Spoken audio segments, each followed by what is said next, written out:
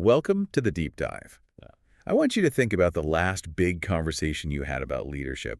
You probably talked about vision, strategy, maybe scaling, some quarterly goals, right? The usual suspects. And then, the conversation probably just stopped. It concluded right where the real enduring work actually begins, at the so-called finish line. Exactly. We're just so conditioned, I think, to equate leadership success with visibility, with speed, that bright flash of accomplishment right at the start. We assume the winner is the one who gets the loudest applause. Yes. But what if that whole definition is, well, fundamentally flawed? That assumption is precisely what we're going to challenge today. Our mission for this deep dive is to really get into these sources and uncover a truth that's a little uncomfortable but also liberating. Okay. And it's this. Leadership success isn't defined by how brightly you shine at the beginning. It's defined by how faithfully you endure to the very end. So we're actually shifting the entire metric. It's not about asking, how high did my platform get? Not at all. The core question that comes out of all this material is, honestly, it's penetrating. It asks, what will remain because I lived, because I led, and served? Right. So we have to start measuring just the short-term wins and start measuring lasting legacy. It's a complete reorientation. Okay, let's unpack that because it's a huge shift. Yeah. It immediately puts us in conflict with, the metrics the world demands. I mean, corporate, nonprofit, even just running a family. We live and die by grades, awards, revenue, influence. That tangible stuff, the numbers. The numbers, the visible scale. And look, those metrics aren't inherently evil, but they are, and I love how the source material puts it, disastrously incomplete. Disastrously incomplete. I like that. They only measure the facade. They're just measuring the outside of the cup. And the danger is that we start to mistake those indicators for the actual substance of leadership. That is the crucial conflict, right? Yeah. Because we get rewarded for those external metrics. We get promoted, celebrated. So if a leader chooses to prioritize what you're calling invisible character over the quarterly numbers, how do they justify that risk? That's the tension. And the answer really comes from looking back, from history. The sources are pretty clear that focusing only on the external always leads to long-term failure. How so? Because the internal reality always, eventually, catches up to the external image. I mean, look at the ancient Israelites. They chose leaders like Saul because he was tall. Just because of his appearance. Exactly. On his outward appearance. They admired Solomon for his incredible wealth and massive building projects. In both cases, the huge scale and visibility completely masked this internal moral decay that just shattered their legacies. So this is what you mean by the kingdom's counterintuitive finish line. Yes.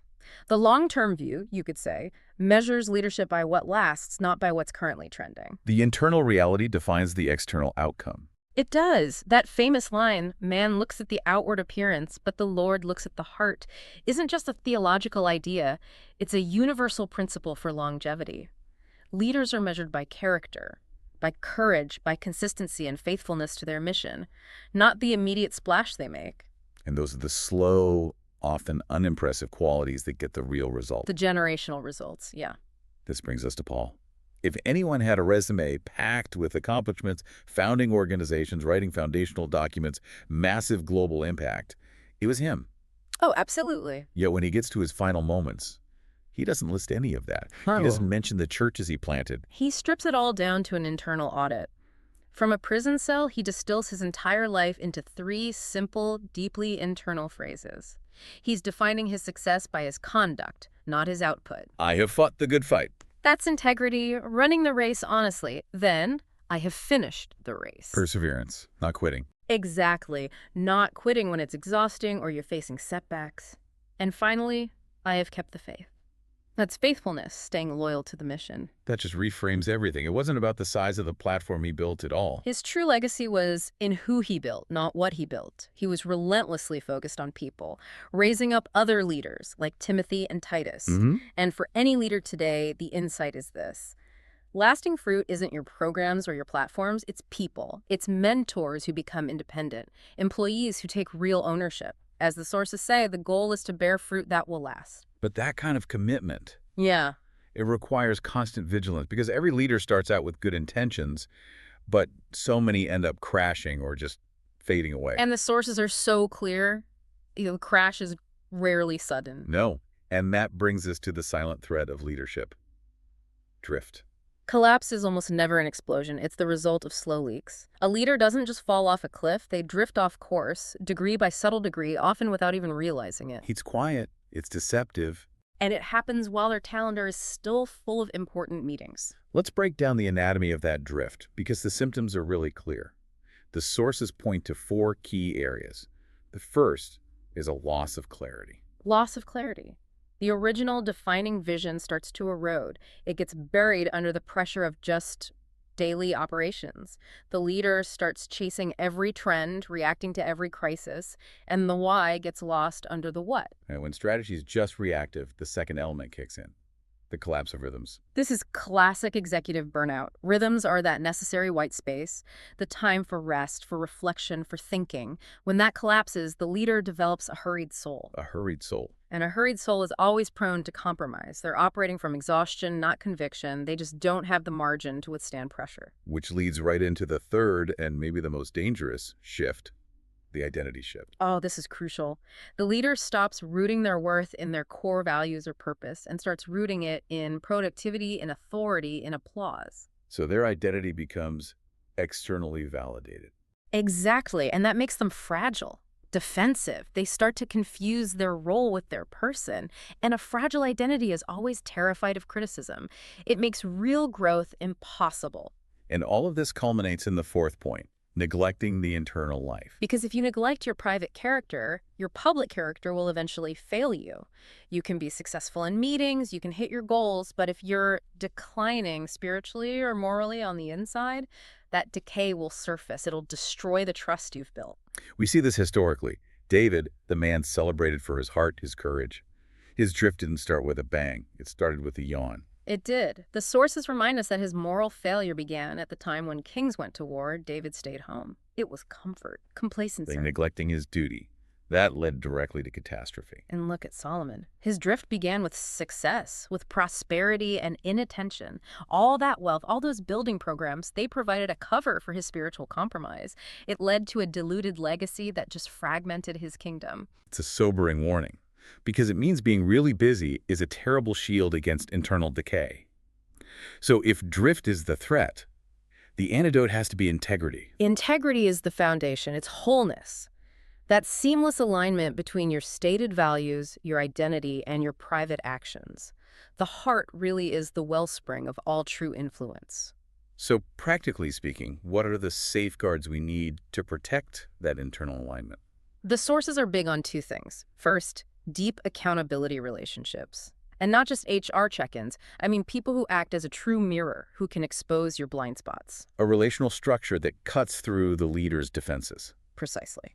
And second, protecting private character means being consistent in the small things. If you lie on a $50 expense report, you've already compromised the character you need to make a billion-dollar ethical decision. You have to prioritize the daily alignment, the private victories. Those small acts of faithfulness are what sustain you when the real pressure hits. Okay, so if that foundation is set, if we're guarding the inner life, we can move to the final piece of this legacy blueprint, multiplication and endurance. Right.